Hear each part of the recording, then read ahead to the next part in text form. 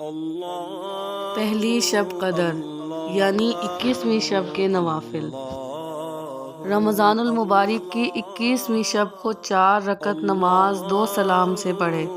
ہر رکعت میں سورۃ الفاتحہ کے بعد سورۃ القدر ایک بار، سورۃ الاخلاص 1 مرتبہ پڑھے، بعد سلام کے 70 مرتبہ درود پاک پڑھے۔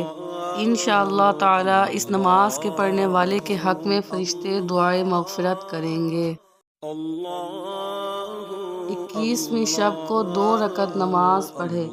ہر رکعت میں بعد سورہ فاتحہ کے سورہ قدر ایک بار، سورۃ الاخلاص 3 مرتبہ پڑھے، بعد سلام کے 70 مرتبہ استغفار پڑھے۔ اس نماز اور شب قدر کی برکت سے اللہ پاک اس کی بخشش فرمائے گا۔ ماہ رمضان المبارک کی 21ویں شب کو 21 مرتبہ سورہ قدر پڑھنا بھی بہت افضل ہے۔ صلو علی الحبیب صلی اللہ تعالی علی محمد صلی اللہ علیہ وسلم۔